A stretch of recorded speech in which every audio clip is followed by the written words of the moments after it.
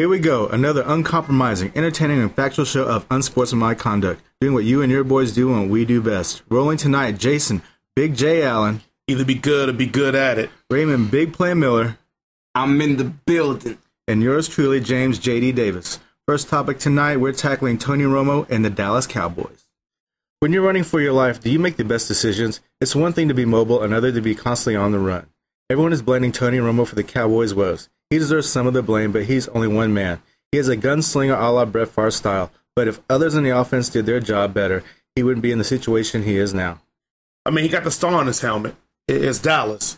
So it's going to allow him to feed at Tony Romo. And we can blame coaching, we can blame the whole line, we can blame whoever. At the end of the day, it's Tony Romo's team because he's the face, he's the figurehead of it. He has to play better, period. I disagree a little bit with the gunslinger mentality. I mean, I like the completion percentage, the touchdown to interception ratio that he's had shown through his career as a quarterback for the Dallas Cowboys. Shows that on the majority of times he makes good decisions with the football. However, he does have some games where he gets a little boneheaded.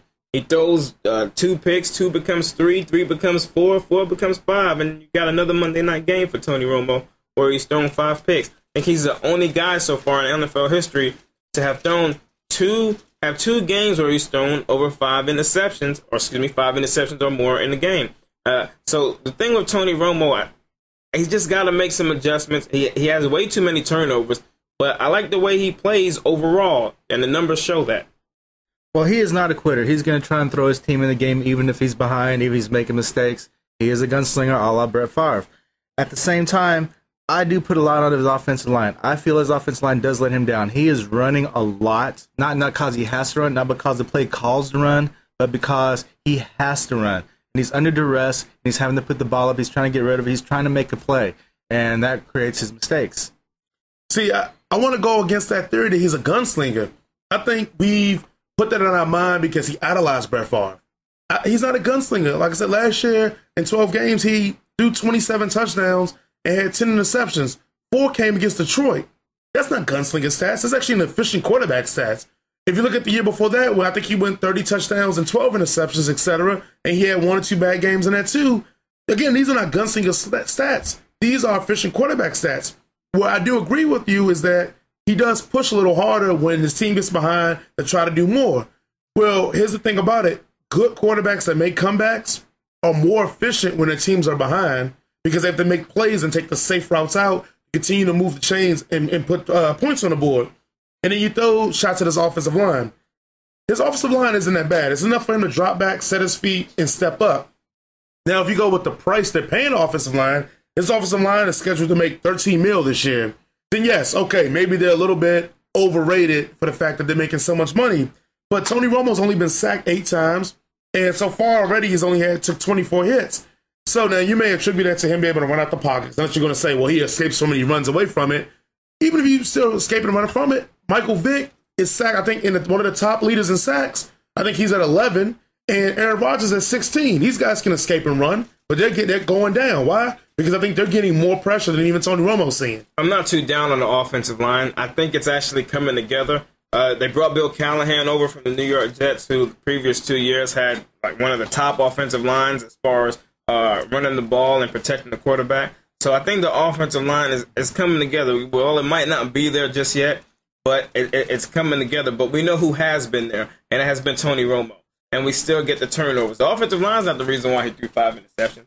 That's on Tony Romo and Des Bryant, who fails to make adjustments, who has all the talent in the world, but has the football IQ of a peanut. But what we understand is he didn't slap his mama, but he just doesn't have the football IQ to make plays and make adjustments when the play that's designed to be called is guarded greatly. He does not know how to make that adjustment to get open, to receive the rock, to get involved in the play. I'm not trying to be an apologist here, and I'm not trying to make like, oh my God, Cowboys are really this good, this would happen. But I do want to say, I agree with what you said about Des Bryant. He's only had 2 100-yard games in his career, and this last game they played, it was a losing venture, and it was the second one. All right, you got Austin Miles, who's I think is a great receiver, but he seems to be a down the field receiver. He doesn't move the chains. You got Wynn, who's hurt. You got Ogletree. Last year you had Robinson. Before that you had Creighton. All right, there's always somebody coming in at third receiver who just doesn't seem to stick around. You got running backs every year who seem to be rotating. Yeah, you got DeMarco Murray now, but you had before that. It was Jones last year until DeMurray came up. Before Jones, you had somebody else. It just constantly moving. Only consistent you do have is Romo, and you got to deal with his offensive coordinator who doesn't seem to be able to make the right timing passes. You talk about his offensive line, that he gets to step back and drop. Well, there's nobody open. Is it the receiver's fault they're not open, or is it because they're not calling the plays to get them open in the time that he has to drop back and drop? Well, I believe it. I definitely agree that the coaching is suspect. I mean, Des Bryant is probably, we can agree, maybe A+ talent, but probably C- intellect, so makes it a wash. Miles Austin probably is about C+ talent at this point because he's injury prone. Jason Witten, going into the twilight of his career, is probably C+ talent. Only real talent they have on that squad, let's be real, is Romo and DeMarco Murray. Well, my thing to you is that, okay, if you claim that the offensive line is not as good as he says, where's the draws to probably your best playmaker in DeMarco Murray? Where's the screen passes to your best player, DeMarco Murray? Where are things to get DeMarco Murray the ball? He should be using DeMarco Murray like Andy Reid uses McCoy. He should be using using Murray like MJD. Some of these elite running backs in the game. He has the talent, he has the ability, but where's the coaching to get this guy the ball? And if you get your running back the ball religiously, it takes pressure off your quarterback. Ask Joe Flacco how he likes playing with Ray Rice. Which is kind of surprising because you think of Jason Garrett, who played on the championship Cowboys teams, but an all-time leading rusher in Emmitt Smith. You would think he, more than anyone else on that staff, would know how to get the running back involved to take pressure off of the quarterback, which he did, as you see what Troy Aikman was doing. They would run the rock, and he would do the play-action passing.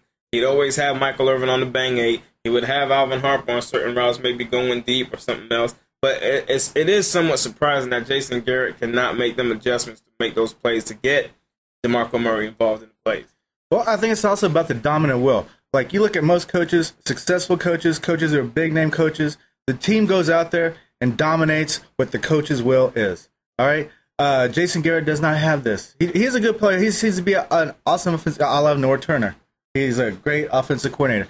Just he doesn't get his will imposed by his team on the field when it comes to the offensive side of the ball. When it comes to defense, it's not his will. It's Rob Ryan's will. And this guy's got way too much saying in the microphone to be an assistant coach. No, I agree, but I mean, let's be real. Let's go on and switch the subject real quick and just say it real. The Cowboys will never be successful until Jerry Jones decides that the president and the GM is not his title. I mean, can we all agree on that Jerry Jones is probably the main problem with the Cowboys right now? I mean, what say you, Big Play? I agree. I think Jerry Jones is the main issue. I mean, how long can you go as being not only the owner, but the president and the general manager of this franchise? Yes, the Cowboys. Yes, America's team. But after a while, you got to get some help. You got to have some other talent evaluators. You can't be the main guy picking everything. Yeah, you got final say, but let some other guys do some work. Let the general manager partake in the draft. He can't be the main guy to do everything. I totally agree. When he got lucky when he came into the league, he had Jimmy Johnson. They worked out great together. It just happened to work. He left. He got Switzer. Switzer did win a ring. Not somebody you want your team with. Until then, you didn't have anybody to Bill Parcells. And Bill Parcells was actually one of those dominant, put my will in the game type of coach. And as soon as he signed Terrell Owens, which not Bill Parcells did, Jerry Jones did, Bill Parcells hit the door because it's not what his will was anymore. You need to find somebody who knows how to evaluate talent, bring in a coach, bring in talent. You sit around, collect the accolades like an owner, like most owners do. No, I totally agree about that. I mean, and can we think of any situation in history where an owner was the president and GM and the team was successful? I mean, I could think about a lot of train wrecks, Al Davis. I mean, but anybody else know any situation of that being true and it worked? I mean, off the top of my head. See, that's what I'm saying. Even with the Jimmy Johnson thing, Jimmy Johnson and Jerry Jones make decisions. You got to realize that Jerry Jones is coming off getting rid of Tom Landry. So everybody hated him because of that. Well, you know, it's Jimmy Johnson actually did the Herschel Walker trade. Well, that's what I'm trying to say, but everybody hated Jerry Jones because of to the Tom Landry. So Jerry Jones had to be humble enough to let somebody else help build his team with them. Once the team got built, I guess the reason why Jimmy Johnson left is because Jerry Jones wanted more control and more power about football operations, and Jimmy didn't want to give it up. So Jimmy hit the door. Bill Parcells, he finally got humbled and said, "Oh, I need somebody to run this." He gets Bill Parcells to run it. why does Bill Parcells at the door? Because you said he made decisions without that Bill Parcells didn't want. So I know we're going a lot further than is it Tony Romo's fault or not, but let's just say, let's start with the top. It is probably Jerry Jones' fault first. I like to give a nice little chunk to Tony Romo, and then I end off the chunk with giving it to Jason Garrett. I was playing to go around. So I guess we're going to end this on our thought. Do we think Tony Romo, I know we know he's not an elite, but is he a good quarterback, right? Oh, Tony Romo is by far a good quarterback. I'd even say he was a great quarterback. He might not be elite, but he is great. I mean, the numbers don't lie. Romo is definitely a great quarterback, but some great quarterbacks sometimes make bonehead decisions. Even with a 1-3 playoff record? Dan Marino didn't have the greatest playoff record either. Good point. What about you, JD? Good, great, or elite? This man is constantly in the top 4 or 5 quarterbacks every year according to his stats. All right, sometimes the interceptions up, sometimes the interceptions are down, but he always has high touchdown. And if you also look at last year, that was a year where he was a gunslinger, where he brought his team back quite a few times to win games. He knows how to win. He can win. He has a chance to win. Are they going to put him in a situation with the right people to win? I agree, but I wish I could knock that gunslinger stigma that you keep saying. I mean, was Joe Montana a gunslinger? He came back from a lot of games. He didn't need to be. Was John Elway a gunslinger? Didn't need to be. He came back and won a lot of games. I mean, was Dan Marino a gunslinger? Very much so.